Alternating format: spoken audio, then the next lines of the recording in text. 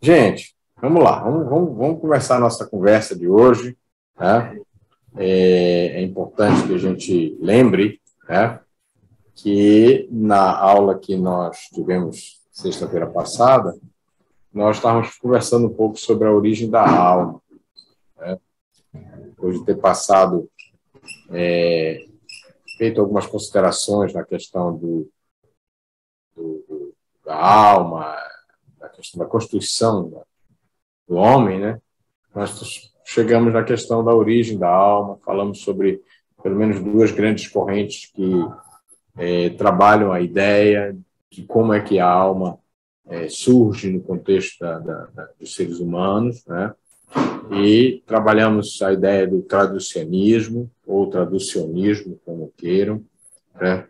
E também o criacionismo, ao qual nós nos inclinamos, né? Para que nós pudéssemos ter uma ideia, né? Entendemos que a alma ela é criada por Deus, né? Isso é uma condição que Ele estabeleceu para o homem, né? E é atribuída aos seres humanos na concepção, para que essas pessoas, obviamente, sejam seres, como a gente pode dizer, seres viventes, né? Seres que interagem do ponto de vista espiritual com o nosso Deus. A gente chegou a essa abordagem na aula anterior, tá? E antes de entrar na questão mais da escatologia do ser humano e tudo mais, vamos conversar um pouco sobre a questão do destino humano, pós-mortem, né? E algumas correntes que ensinam sobre como é que é isso, né? Então, a gente vai trabalhar hoje, na verdade, nós queremos introduzir um assunto que diz respeito à humanidade e que precisa ser entendido, tá? Por todos nós. Eu vou colocar na tela aqui algumas coisas, a gente vai compartilhando à medida que a gente vai trabalhando, tá? Dentro desse contexto aí do homem como um ser pecaminoso, ou vamos fazer uma abordagem sobre o pecado na vida do homem. E o nosso irmão Willer já fez abordagens iniciais sobre essa questão que envolve o pecado, né? O pecado na vida do homem. Deus criou o homem perfeito, Deus criou o homem sem pecado, mas no momento da sua trajetória, esse homem que tinha a total liberdade de a Deus, decidiu não obedecê-lo, e por isso o estado pecaminoso. Portanto, a gente vai fazer umas reflexões sobre o homem como um ser pecaminoso, né? Para que a gente possa caminhar, na verdade, para um entendimento mais elucidativo da realidade humana e a eternidade, tá? Então, o Blaise Pascal, que era um matemático, sobre este assunto, ele disse essa frase, né? Ele falou isso: certamente nada nos ofende de forma mais rude do que esta doutrina, ou seja, o pecado. E ainda assim, sem esse mistério, o mais incompreensível de todos, somos incompreensíveis para nós mesmos. Essa frase do Pascal é muito interessante, porque ela é um produto do próprio incômodo do ser humano em se deparar com essa realidade, constatar essa realidade, né? E, na verdade, quando a gente, no primeiro momento, essa ideia de pecado, e a gente vê isso na sociedade dos dias de hoje, no passado não era diferente, é uma coisa que é ofensiva a muitas pessoas. falar sobre que alguma coisa é pecado ou dizer que alguém é pecador nos dias de hoje é muito complexo. Mas é interessante que o Pascal, nesse contexto, certo? Ele diz assim, que esse mistério, que é incompreensível de todos, né, nos faz compreender, ou pelo menos entender, chegar a alguma conclusão de que nós somos incompreensíveis para nós mesmos.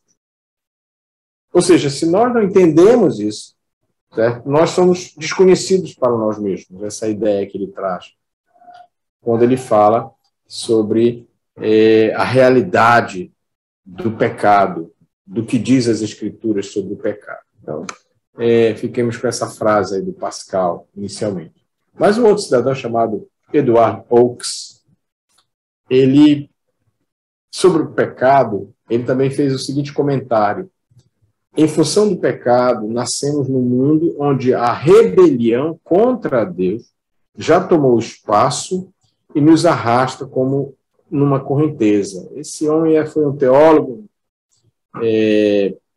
faleceu em 2013, e ele, obviamente, falou com propriedade sobre essa questão da inquietude do pecado assumido pelo ser humano, vamos dizer dessa forma, para mostrar que, na verdade, é algo que se manifesta como a rebelião contra Deus. No fundo, é exatamente isso que aconteceu lá no passado, que, de fato, foi objeto da ação do homem lá no Éden, quando ele se rebelou a Deus. Afinal de contas, Deus havia dado uma orientação, uma ordem, e o homem simplesmente deixou essa ordem, vamos dizer assim, ao léu. Tá? Então, a história da raça humana, ela se apresenta nas Escrituras, primordialmente a história do homem num estado de pecado e de rebelião contra Deus, e, obviamente, do plano redentor de Deus para levar o homem de volta a Ele. Portanto, é bom que a gente pondere, certo, sobre o pecado, sobre a natureza do pecado, que separa o homem de Deus. Né? E isso é importante. Por quê? Porque nos traz outras considerações relativas ao pecado que nos faz, vamos dizer assim, chegar àquelas conclusões que eu havia compartilhado com vocês mais cedo. Certo? Por quê? A doutrina do pecado, né, ela é importante. Tá? É uma das mais importantes da teologia cristã. Por quê? Porque ela ressalta a condição que o homem está em função dele mesmo, ou seja, do próprio pecado. Né? Mas também ela demonstra a impossibilidade do homem de agradar a Deus. Ainda a teologia, na doutrina que envolve o pecado, chamada amartiologia, tá? Ela é importante porque ela mostra o homem que o homem está perdido e, um certo, estupefacto em relação a Deus. Né? E, por fim, a gente pode dizer que a doutrina do pecado, né, constata que sozinho o homem não pode fazer nada para alterar essa realidade. Se você discorda, agora é a hora, tá?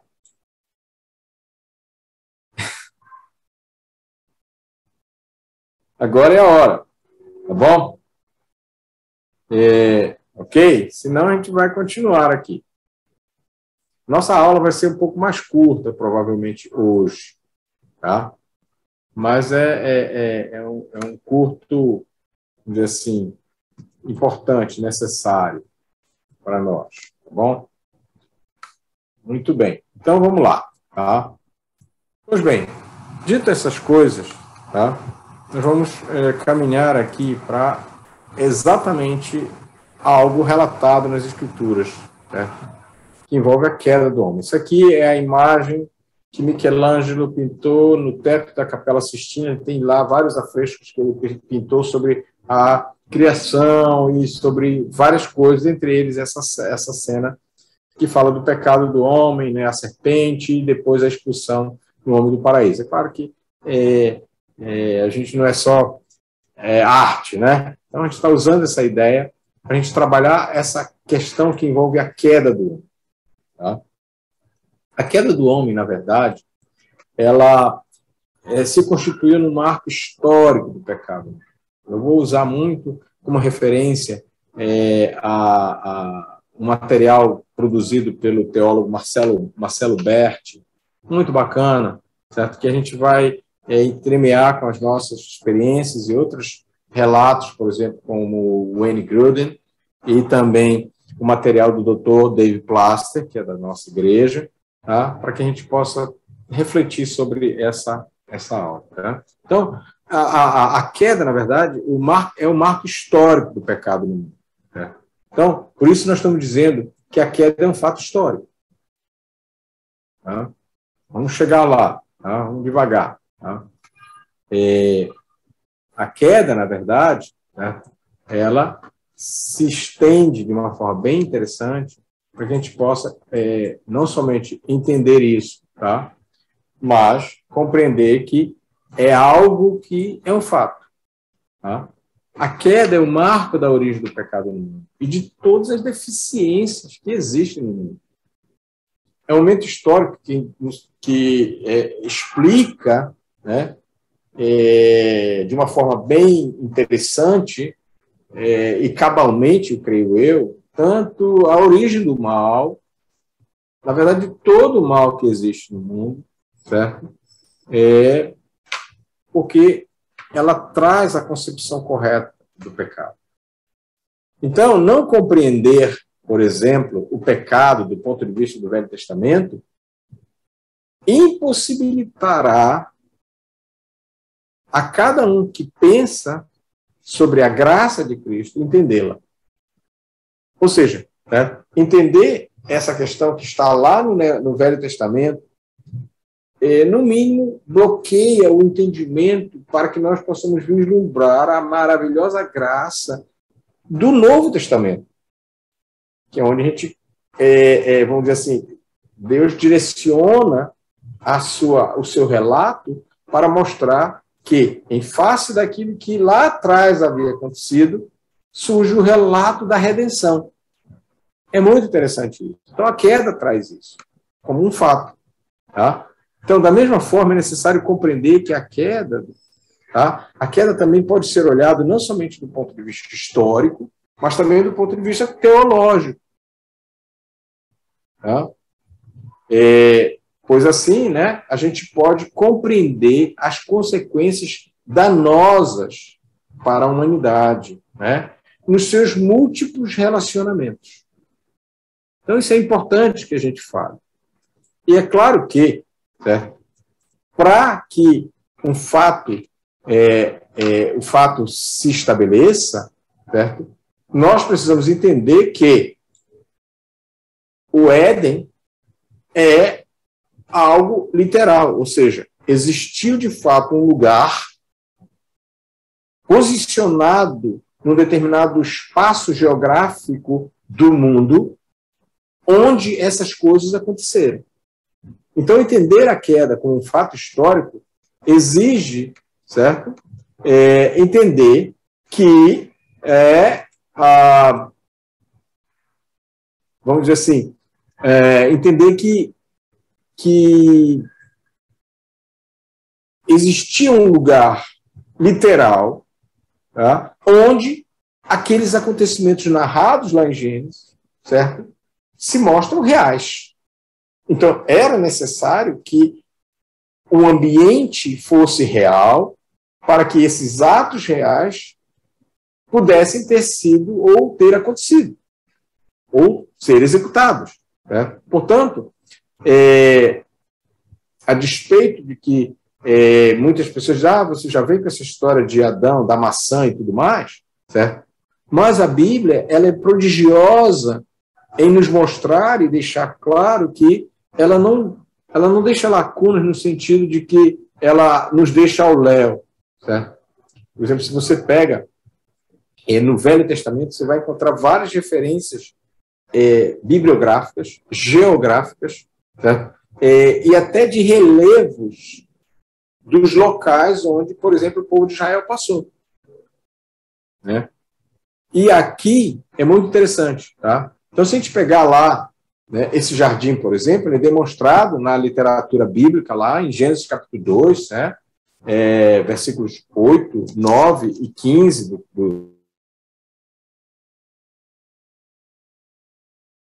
a gente vai ver isso aqui, tá? Uma literalidade sendo exposta aqui em relação a um determinado local, tá? Então, diz aqui no versículo 8, por exemplo, e plantou o Senhor Deus um jardim no Éden, na direção do Oriente. Olha lá, as coordenadas geográficas sendo colocadas aqui nas Escrituras. Na direção do Oriente, e pôs nele o homem que havia formado. Do solo fez o Senhor Deus brotar toda sorte de árvores agradáveis à vista e boas para alimento, e também a árvore da vida no meio do jardim e a árvore do conhecimento do bem e do mal. Tá? E olha o versículo 15, diz assim, tomou, pois, o Senhor Deus ao homem e o colocou no jardim do Éden para o cultivar e o guardar. Então, né, se a gente pegar outras referências, né, nós vamos aí no mapa, certo? Que o Éden, tá, ele tinha umas referências hidráulicas, podemos dizer assim, né? Onde ele era traçado na junção de 4 rios, entre eles o rio Tigre, que é esse rio que passa bem aqui, olha, estão vendo aqui? Essa é a linha do rio Tigre, tá? Tá vendo? Rio Tigre, olha. E do Eufrates, na junção desses rios, certo? Tá? E de outros 2 rios, certo? Quem sabe aí de qual? Os outros 2 rios? Alguém sabe? Acho que o outro era o Gion. E? Não lembro do outro. Né? Eu acho que era isso aí, né? Eu não vou entrar no detalhe aqui, às vezes a coisa foge também, tá? Mas na junção desses 4 rios, né, a partir delas era a localização do Éden. Então, geograficamente, a gente pode dizer que o Éden seria mais ou menos nessa região, certo? Onde hoje seria o Iraque, por exemplo. Tá? Por aqui, mais ou menos. Tá? Então, vejam, tá? Mesmo que nós tenhamos perdido as referências dos outros 2 rios, tá? O outro era Pison. Pison, não é isso? Não é isso? Não ouvi. Pison. Tá? É isso. Exatamente. Então, mesmo que se tenha perdido as referências desses 2 outros rios, certo?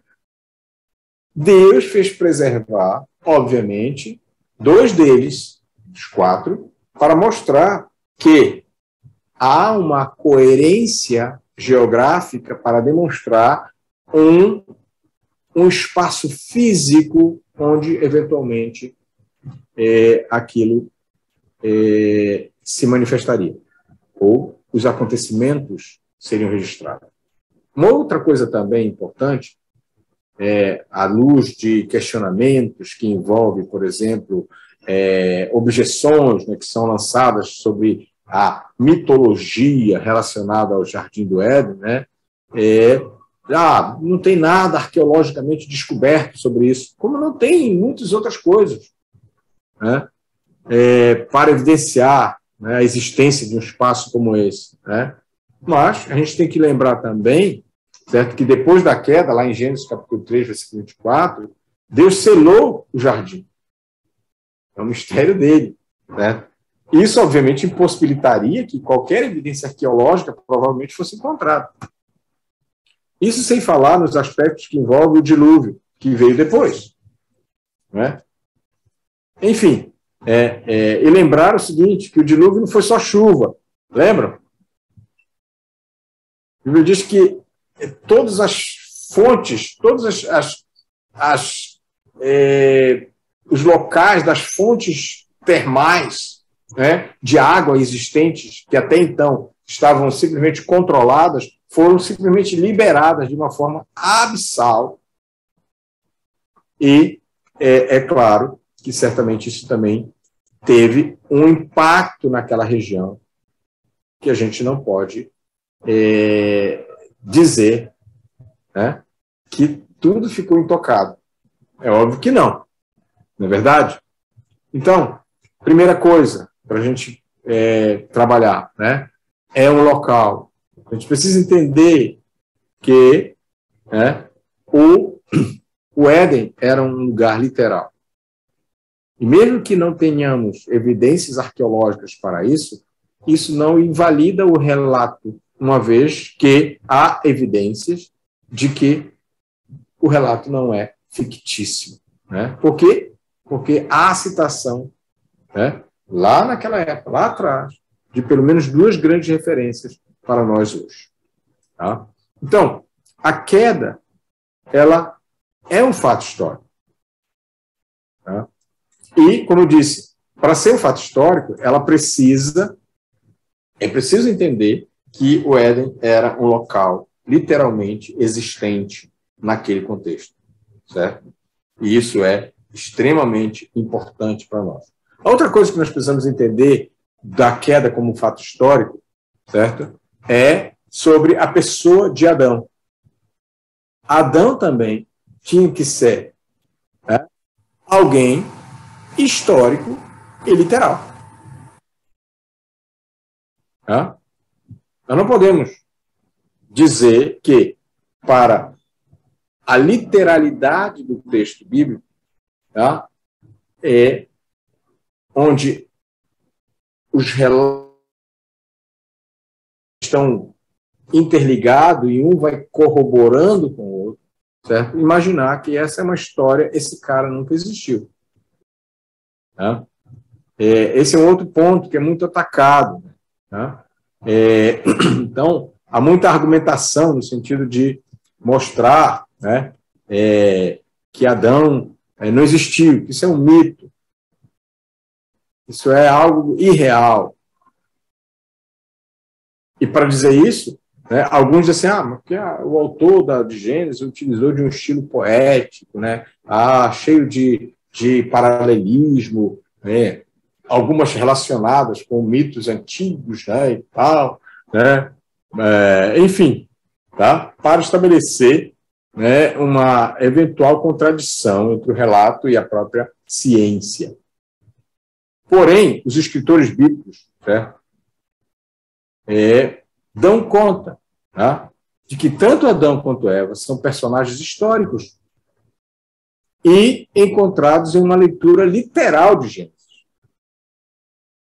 Então, o primeiro fato que evidencia essa condição histórica de Adão é a própria narrativa de Gênesis. Tá? Mesmo que haja discussões, mesmo que haja polêmica nesse ponto, certo? Para aqueles que consideram o texto como fonte fidedigna de informação, é o ponto de partida. Então, vamos observar que o autor de Gênesis, ele sempre demonstra Adão como uma pessoa real. Pode leia as narrativas, e você vai ver. Né? Ele está falando de alguém que existe. Tem mais. Né? Seria muita ficção, né, imaginar que alguém iria escrever sobre um personagem real, certo? A geração de filhos e filhos e filhos, conforme a narrativa de Gênesis, né? Demonstrando a perpetuação da espécie humana, gerando filhos, como diz lá em Gênesis capítulo 5, versículo 3, a sua imagem e semelhança. Lembram? Que a gente já estudou sobre isso aqui. Então, esse é um outro detalhe dentro da narrativa de Gênesis, né? Que ele fala, por exemplo, que é o registro, ou são as gerações que são encontradas para registrar, certo, a história do próprio povo hebreu. Tá? Nós vamos encontrar lá em Gênesis capítulo 6, versículo 9, tá? se você quiser, você pode pegar essa referência, 6:9, 10, capítulo 1, versículo 1, certo? E assim vai, tá? Então, essa sentença, por exemplo, utilizar essas expressões, esse é o registro, ou são essas as gerações, certo? Que são utilizadas para fazer o registro da história do povo hebreu, também é usada lá em Gênesis capítulo 2, versículo 4, para falar de Adão e Eva e os seus descendentes. Portanto, seria viajar demais no mundo da ficção, certo? Para descrever tão real. Né? Até aqui está tudo bem, querido? Hein? Tudo bem. Sim. É bem interessante, bem interessante. Não é verdade? Né? Porque o homem ele tem essa coisa, eu quero prova. Mas a literatura também é prova. Diga, auxiliadora. Não, eu ia perguntar se esses rios aí, que quase não são mais mencionados, né, o Pison e o Gion. Uhum. E esse Tigre e Eufrates é o que a gente tem, até hoje estão lá, tem esse mesmo nome, Tigre e Eufrates? Tem o mesmo nome. Tem então, o mesmo nome, né? Tá, era essa dúvida. De alguma forma, Deus preservou esses rios. Pois é, até hoje a gente tem o mesmo nome, né, para ver. Não vamos longe, certo? Tem várias coisas que a arqueologia hoje já elucidou em relação a questões de relatos bíblicos, por exemplo. Por exemplo, uma história de Belsazar, o rei. Isso aí é para outra aula, né Ricardo? Entre outras coisas. Né? Uma outra questão que fala das escrituras de vários relatos, por exemplo, o relato do trajeto do povo de Israel à Terra Prometida, ele é geograficamente bem interessante e bem relatado. É algo incrível. Portanto, o autor de Gênesis seria muito leviano se ele, que foi o mesmo, obviamente, né, pudesse mudar a sua estrutura literária para descrever uma coisa que era uma mentira de uma verdade. Né? Seria demais. Se a gente pudesse... enfim. Tá? Então, queridos, a importância de entender a queda como um fato histórico é de crucial importância para nós. Tá? Então, vamos entender bem isso. Tá? Então, entender um Adão histórico-literal, uma Eva histórico-literal, né, nos ajuda a entender bem essas coisas. Né? Ok? Então, esse fato histórico, né, de Adão como um histórico literal, né, fora da narrativa de Gênesis, é possível encontrar Adão como um personagem histórico também. Não é só lá em Gênesis que fala de Adão. Né? Você já leu em outros lugares, né? Por exemplo, lá em 1 Crônicas, capítulo 1, versículo 1, né? Ele diz assim, olha só, primeiro livro das Crônicas, ele começa dizendo assim, descendentes de Adão, Adão, Sete, Enos, Cainã, Maalalel, Jared, Enoque, Matusalém, Lameque, Noé. Encontrado lá em 1 Crônicas, certo? Remete ao fato de que, né, houve um homem chamado Adão no tempo e no espaço. Tá? Adão, então, encabeça a genealogia mais extensa das Escrituras. Tá? Porque, se você pegar, ele vai do primeiro capítulo do livro das Crônicas até o 9º capítulo. Você já viu isso? Você já tentou para isso? Dê uma olhada lá. Tá? Nesse relato da cronologia genealógica, a partir de Adão, certo? Nós podemos demonstrar a historicidade das tribos de Israel e a importância da linhagem davídica. Né? Então, a gente pode dizer assim, essa genealogia tem valor. Certo? Por quê? Porque os personagens envolvidos, certo? Eles eram igualmente reais, ao Adão, que encabeça essa listagem. Tá? E o Novo Testamento testemunha em favor da historicidade de Adão. Tá? Por exemplo, lá em Lucas capítulo 3, versículo 38, Adão é demonstrado como um ancestral literal de Jesus. Pega lá, você vai ver a genealogia de Cristo. Né? Ok? Tá? Então, mais tarde, Paulo declara que a morte foi trazida ao mundo por um homem real. Lá em Romanos, capítulo 5, versículo 12 e 14. Lembram? Ele fala do primeiro Adão. Depois ele fala do último Adão. Lá em Coríntios, Paulo faz uma comparação entre Cristo e Adão. Lá em Timóteo, para Timóteo, Paulo afirma que o primeiro Adão foi criado, né, e depois a mulher foi criada. Ou seja, essas comparações e citações paulinas sobre diversos assuntos que aborda, que ele traz, né, para que, vamos imaginar, se essas comparações, né, fossem baseadas em mitologia, né, as afirmações morais não teriam valor nenhuma. Elas seriam equivocadas, seriam inválidas. Tá? Entretanto, quem lê os escritos de Paulo, com certeza percebe, certo, que não é esse o caso. Tá? Tanto Paulo como os outros autores do Novo Testamento têm por certo que os acontecimentos narrados lá em Gênesis são fatos. Fatos. Então, é impossível não crer na historicidade de Adão. Tá? É importante que nós entendamos isso. Tá? Ok? Seguindo para frente. Tá?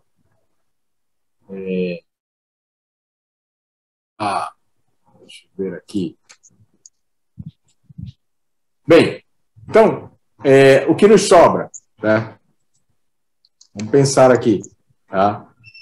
Quais são as evidências, tá, que nós encontramos? A queda do homem, ela só pode ser considerada verdadeira. E é histórica pelo fato de que a própria literatura bíblica, mesmo fora do relato de Gênesis, apresenta tanto a queda como verdadeira, como os resultados desse evento. Se você pegar lá Gênesis capítulo 3, versículo 20, você vai encontrar as decorrências disso. Isso você vai encontrar lá no capítulo 5, no capítulo 10, no capítulo 11, em 1 Crônicas, em Jó, Eclesiastes, Isaías, Oséias, enfim, você vai encontrar várias referências. E no Novo Testamento não é diferente. Mateus 19, por exemplo, fala sobre isso. Tá? E, se você quiser, você pode chegar lá, para a gente ter mais uma referência para a gente ler aqui. Tá? Mateus 19, versículos 4 e 5, diz assim, certo? Olha lá, vamos ver aqui. Então, respondeu ele, não tendes lido que o Criador, desde o princípio, os fez homem e mulher? Ele disse, por esta causa deixará o homem, pai e mãe, se unirá à sua mulher, tornando-se os dois uma só carne. A quem ele se refere? Adão e Eva. E é Jesus falando. E quem contesta a historicidade de Cristo? Entenderam? Então, para a gente ter bem tranquilidade em relação a isso, tá? Ok? Mas, certo? A queda também, ela se revela como um fato teológico. Tá? Ela se revela em um fato teológico. A queda não é observada apenas com esse viés histórico, mas ele também é teológico. Né? Como um fato, ele visa demonstrar que a queda, ou da queda, certo? Ela acontece dentro da própria história do homem. E, certo? O segundo, certo? Nós vamos já ver aqui, tá? Ela traz o quê? Certo? Então, a primeira coisa, certo? Tá? A queda como fato teológico, ela evidencia o pecado muito mais como um fato do que como um ato. Certo? Ele fala, o pecado é uma realidade. Tá? O pecado é uma realidade. Tá? Então, o fato, né, visa demonstrar a demonstração da queda como algo acontecido na história do próprio homem. Certo? Tá? E o segundo, ou seja, como teológico, certo? Há consequências evidenciadas pelos resultados que são observáveis. Ou seja, o pecado, então, evidencia, né, é evidenciado, melhor dizendo, muito mais como um fato do que como um ato. Tá? Então, nós podemos dizer que assim, né, dessa maneira, tá, em função do pecado, tá, o que nós encontramos? Vamos olhar aqui. Tá? Primeira coisa, tá, o que nós encontramos?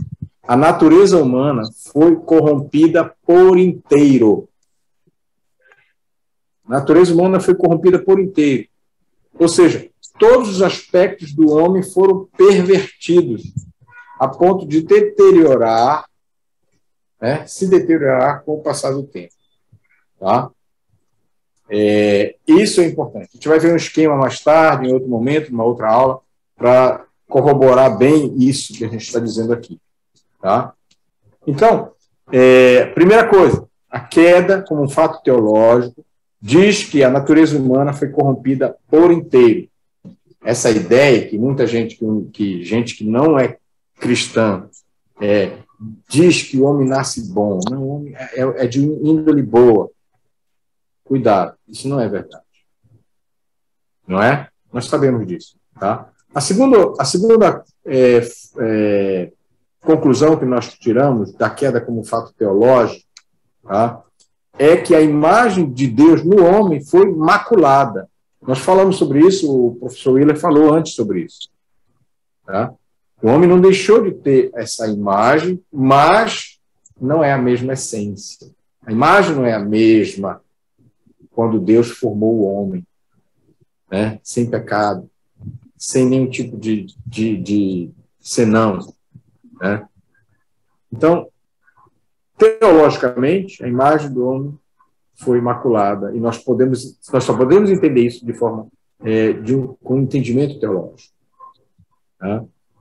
E por fim, né, sobre o fato, a queda como fato teológico, é que a morte, tanto física como espiritual, passou a reinar no homem. Tá? Essa é a consequência, vamos dizer assim, de pôr termo a uma determinada circunstância da vida em face de que o homem escolheu pecar. O homem escolheu desobedecer. Né? Então, é como consequência, e essa questão traz consequência para toda a descendência de Adão. Todos nós sofremos com esse resultado danoso, tá, da queda. Concluindo, nós podemos dizer que a queda determinou o que a Bíblia fala de uma culpa judicial sobre a humanidade. Né? O rompimento da comunhão entre Deus e o homem e a deturpação da perfeita imago Dei colocada no homem, quando Deus o criou. Tá? Isso é muito importante que a gente reflita sobre isso. Ok? Alguma pergunta? Alguma consideração? Algum comentário? O Salim, Não. eu queria só fazer um comentário no sentido de algo que eu ouvi de um jornalista, o jornalista até já morreu, mas ele falou algo que assim, me preocupou muito, né, no sentido, falando ao contrário do que tudo que a Bíblia nos mostra, né, dando-nos a evidência de localidade, aquilo que foi tudo real, né, tudo, como você está colocando muito bem, ele falou tudo ao contrário, né, daquilo que a Bíblia nos mostra, mostrando na sua entrevista que tudo que a Bíblia falava, tudo que a Bíblia falou ou escreveu, isso não foi real, né? E aí eu estava ouvindo essa entrevista dele e eu disse, isso me preocupou muito, né? Não só dele, mas como outras entrevistas que eu vi de pessoas falando da mesma forma, né? E é muito interessante podermos entender realmente o que Deus deixou para nós, né? E nos dando todo o assunto assim de uma maneira bem especial para que a gente possa entender a Bíblia como algo escrito realmente e revelado por Deus a cada um de nós, né? E eu fiquei muito maravilhado com esse momento de estudo, né? E saber como Deus trabalha conosco, nos mostrando essas verdades para nós. Boa noite. Eu acho assim, eu vejo que isso faz parte da fé, né, pastor? Porque eu também já ouvi de católicos, já ouvi de várias pessoas que veem a Bíblia como um livro romântico, no caso, né, uma coisa que é fictícia. E alguém ainda diz assim, tem parte que é verdade, mas tem parte que não pode ser. Aí eu ficava olhando assim, né, porque isso faz parte da fé.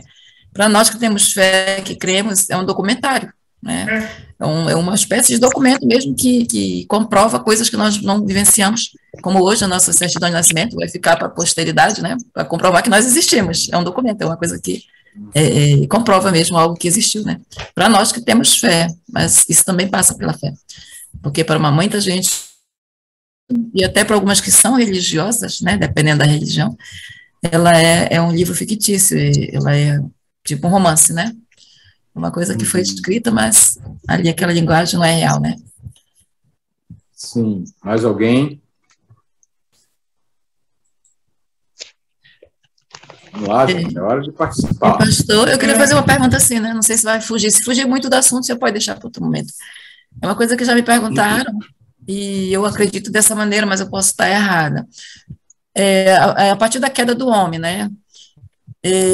Ficou determinado também que nasceriam pessoas com deficiências física, mental. Foi a partir disso que determinou ou não tem nada a ver?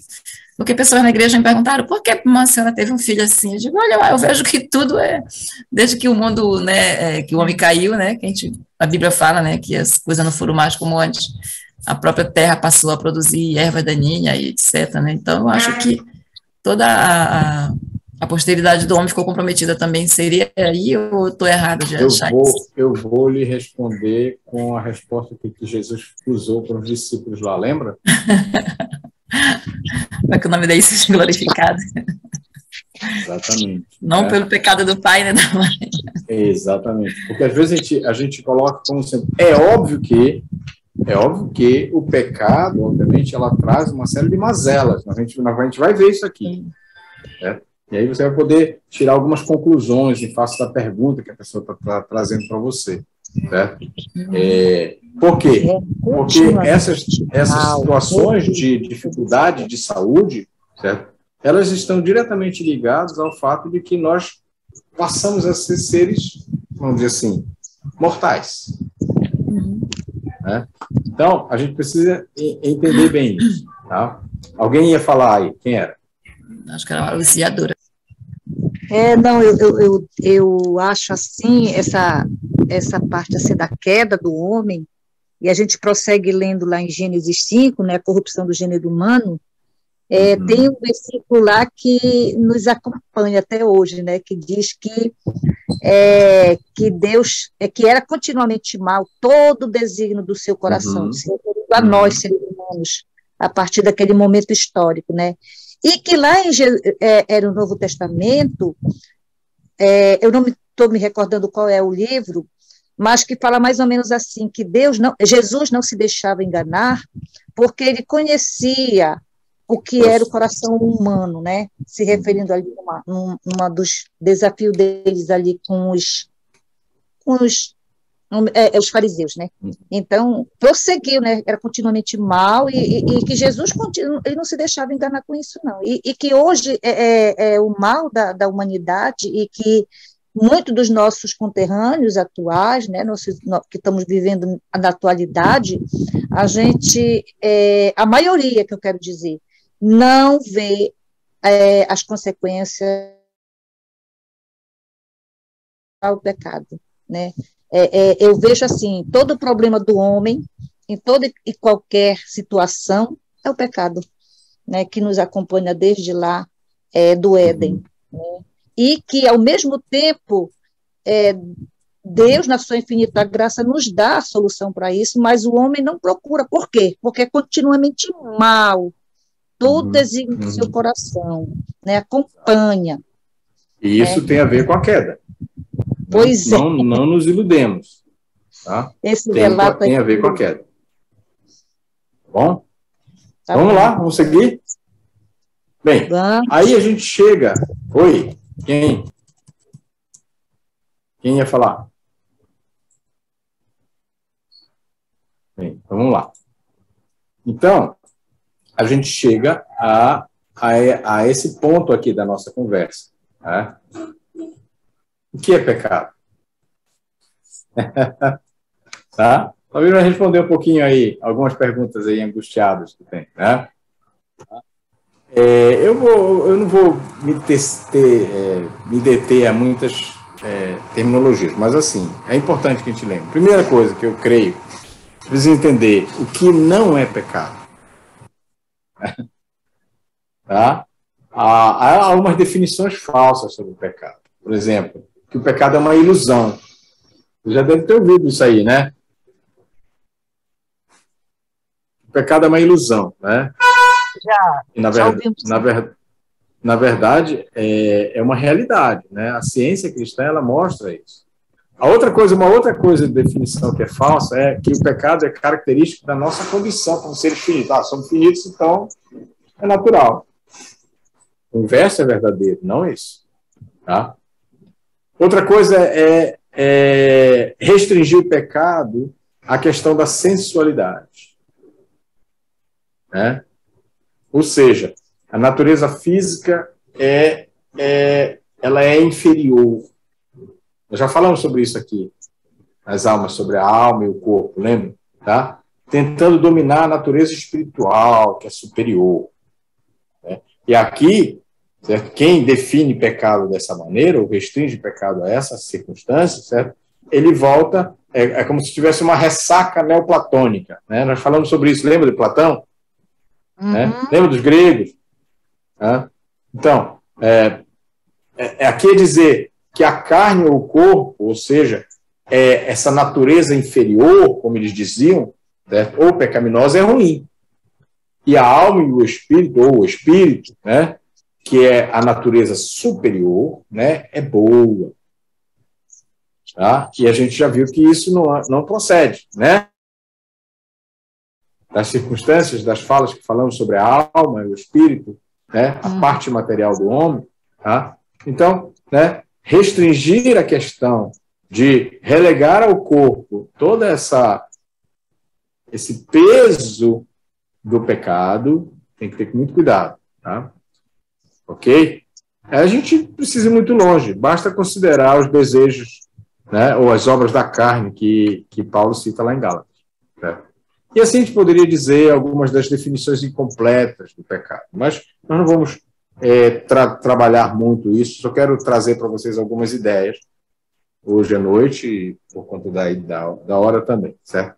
Então, a gente vai trazer alguns termos extraídos do Velho Testamento e do Novo Testamento para contextualizar pecado, certo? Para a gente poder fazer uma definição de pecado. Então, a primeira palavra do grego, do hebraico, era chatá, né? Que é errar o alvo, pecar contra, pecado, propriamente, é assim que é traduzido nas Escrituras, e oferta pelo pecado, a gente pode usar, usada essa expressão lá no Velho Testamento. Outro termo do Antigo Testamento é pachá, que é traduzido por transgressão, su, que é desviar-se, maal, que é transgredir, awon, é iniquidade. Então, são termos que são utilizados para demonstrar essa ideia de pecado, tá? No Antigo Testamento. Tá? Já no Novo Testamento, nós vamos encontrar as expressões do grego, certo? E você pode fazer essas associações, pode observar, certo? Eu posso mandar esse material para você, certo? Olha só, o correspondente no grego, amártia, de onde vem a palavra amartiologia, que é a doutrina do pecado, lembra? Tá? Ou amartano, certo? Que é não acertar, é errar, associado à palavra hebraica que tem o mesmo significado. Planal, ou plane, é transgressão. Parabano ou parabasis, extraviar, enganar. Paracô ou paracoe, é ouvir mal. Apartel ou apeitea, é ser obediente, ser desobediente, desculpa. Tá? E assim nós vamos encontrar esses termos, tanto do hebraico quanto do grego, para traduzir a ideia de pecado. Tá? E o Gruden, então, de posse dessas terminologias, ele define pecado assim: pecado é deixar de se conformar à lei moral de Deus, seja em ato, seja em atitude, seja em natureza. Muito interessante a fala do Gruden. Tá? Pecado é deixar de se conformar à lei moral de Deus, seja em ato, seja em atitude, seja em natureza. Tá? É interessante a fala de Gruden aqui. Tá? O pecado aqui, né, é definido nos termos de Gruden, né, em relação a Deus e a sua lei moral. Tá? Inclui não só atos individuais, né, como roubar, mentir, cometer homicídio, mas também envolve atitudes contrárias àquilo que Deus exige do homem, que Deus exige de nós. Né? Nós podemos perceber isso quando nos 10 mandamentos, que não proíbem só ações pecaminosas, mas também atitudes errôneas, como, por exemplo, não cobiçarás. E aí você pode ter todo o corolário de cobiçar, né? A mulher, né? A casa, o servo, a serva, o boi, o jumento, nem coisa alguma. Né? Nem coisa alguma. Está lá em Êxodo capítulo 20, versículo 17. Aqui, né, olhando a definição de Gruden, que o pecado é deixar de se conformar à lei moral de Deus, seja em ato, seja em atitude e seja em natureza, certo? Aqui Deus especifica que o desejo, por exemplo, de roubar ou cometer adultério é também pecado aos olhos dele. Tá, ó, igual, no mesmo nível. Tá? Lá no Sermão do Monte, em Mateus capítulo 5, versículo 22, tá? Por exemplo, proíbe atitudes pecaminosas como a ira, tá? Ou como a luxúria. Paulo, mais na frente, lá em Gálatas, capítulo 5, versículo 20, ele vai rolar atitudes como ciúme, raiva, egoísmo, entre as obras da carne. Lembra lá? Tá? Que são opostas aos desejos do Espírito. Lembra que eu falei do Ovídio, poeta romano do século IV, se não me engano, antes de Cristo? Ele dizia que ele via as coisas melhores, mas ele escolhia as piores. Né? Tá vendo? A intenção, a vontade, o desejo. Portanto, Gruden diz: a vida agradável a Deus é aquela que exibe pureza moral, não só em atos, mas também em desejos íntimos. Né? E, se a gente for retrocedendo aqui um pouco mais, nós vamos ver que o maior dos mandamentos, na verdade, é amarás, pois, ao Senhor teu Deus de todo o teu coração, de toda a tua alma, de todo o teu entendimento e de toda a tua força. Está lá em Marcos, capítulo 12, versículo 30. Então, essa definição do Gruden é bem interessante, porque ela especifica que pecado é deixar de se conformar à lei moral de Deus, não só em ato e em atitude, né? Essa natureza moral, nossa própria natureza, o caráter íntimo, que é a essência daquilo que nós somos, né? Porque nós somos, né, pessoas pecaminosas ou pecadores, né? Obviamente, essa era a nossa condição, principalmente antes de virmos a Cristo. Tá? Nós não só cometíamos atos pecaminosos, tá? Mas nós tínhamos atitudes pecaminosas, mas também, certo, a nossa natureza era pecaminosa. Interessante isso. Tá? A gente vai trabalhar isso mais na frente. Tá? Então, nesse contexto, Gruden afirma, então, para nós, aqui, nós já estamos concluindo, que o pecado é deixar de se conformar à lei moral de Deus, seja em ato, atitude ou em natureza. Né? Aquilo que inclina a própria essência do ser humano. Tá? E, trazendo uma outra definição, né, agora mais próxima de nós, o Plaster, na sua teologia sistemática, ele diz que pecado é qualquer falta de conformidade pessoal com o caráter moral ou com os desejos de Deus. Tá? Pecado é qualquer falta de conformidade pessoal com o caráter moral ou com os desejos de Deus. Tá? Então, queridos, tá? Nós vamos... Não, eu vou terminar com este material na decorrência da definição do Dr. Plaster, né? Que tem a ver com as dimensões do pecado. Né? Tá? As dimensões do pecado, na verdade, se apresentam para nós em 4 linhas. Né? Tá? Primeiro, como uma disposição, ou uma disposição do coração, ou o estado do ser humano, né? A condição singular que todo homem traz em si, por conta da entrada do pecado no mundo. Né? Não vamos esquecer. A gente vai falar sobre herdar o pecado. Tá? Herdar a culpa. Tá? Herdar a corrupção do pecado. Alguns rotulam isso como um atributo do coração. No entanto, é bom lembrar que o pecado não faz parte da matéria-prima da humanidade. Você está entendendo o que eu quero dizer?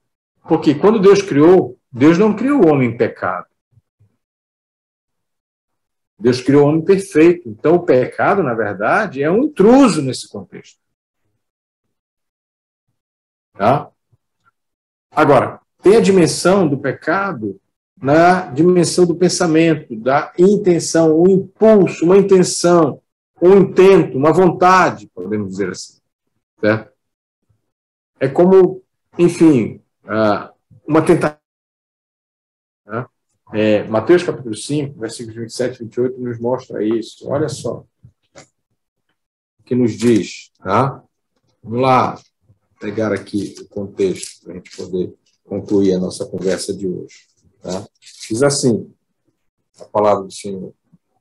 Né? Versículo 27 e 28. Diz assim: Ouviste o que foi dito, não adulterarás. Eu, porém, vos digo, qualquer que olhar para uma mulher com intenção impura, no coração já adulterou com ela. Se o teu olho direito te faz tropeçar, né? Aí você vai pegar o resto do texto. Mas eu fico com os 2 primeiros, né? 27 e 28. Tá? Então, vejam, olha aqui, ó. Tá? A terceira dimensão do pecado tem a ver com o ato, a atitude, o resultado, por exemplo, desse predisposição ou do pensamento, tá? Que nós vimos anteriormente. A Bíblia tem muitas referências sobre essa parte do pecado como um ato. Tá? Se a gente pode pegar lá Caim, já começa lá, né? Ele revela a intenção, porque Deus conhece os corações, lembra da conversa que ele teve com Caim? Né? Mas o pecado se instalou, né, naquele contexto, e o resultado foi o ato homicida, ou fratricida, né? E, por fim, a dimensão do pecado como omissão, né? Nós podemos pecar por omissão, lembram? A gente tem várias referências, Levítico 5, 17 e 19, 1 Samuel 12, 23, Salmos 19, 12, 139, 24, Tiago 4, 17. Para a gente não se arvorar, mas peraí, né? Tem coisas que eu não sei. Até os pecados da ignorância ou de ignorância também estão arrolados como pecados. Você se lembra desse texto? Então, para a gente concluir, eu quero voltar aqui à definição do Plaster, né? Qualquer falta de conformidade pessoal com o caráter moral, com os desejos de Deus, nós podemos dizer é pecado. E por aqui a gente vai ficando, a gente vai continuar essa aula na próxima sexta, né? E a gente vai certamente trazer outras dimensões, outras, e especialmente, melhor dizendo, as consequências do pecado. Tá? A gente vai trabalhar um pouco mais sobre isso. Aprovação e a nossa, vamos dizer assim, a necessidade da redenção. Né? Vamos falar da culpa, da natureza da culpa, né? Vamos falar da depravação total, vamos falar sobre a nossa incapacidade diante de Deus, vamos falar sobre os efeitos devastadores do pecado sobre o ser humano e sobre a natureza de uma forma geral. Tá? E, por fim, nós vamos falar um pouco sobre a questão do crente e o pecado. Nós vamos concluir essa série de aulas com isso, sobre o pecado, né, na aula de antropologia bíblica. Tá bom? Eu vou orar antes do Ricardo encerrar, agradecer aí a presença. Eu vou deixar em aberto, tá vendo? Para você comentar e fazer perguntas, porventura, se tiver. Pai Santo, obrigado pela tua boa mão sobre nós e tua palavra que nos revela verdades infindas, Senhor. E não somente cremos porque tu colocaste no nosso coração essa capacidade de compreender pela fé essas coisas, mas também entender os elementos históricos envolvidos nesta questão tão delicada e tão complexa que muitas vezes incomoda o homem e ele não sabe. Por isso, Senhor, muito obrigado. Dá-nos compreensão maior ainda sobre tudo isso. E mais ainda, a capacidade de livremente, libertados do poder do pecado, podemos anunciar a outros, certo? Como é que nós fomos libertados. Oramos pedindo isso, em nome de Jesus. Amém.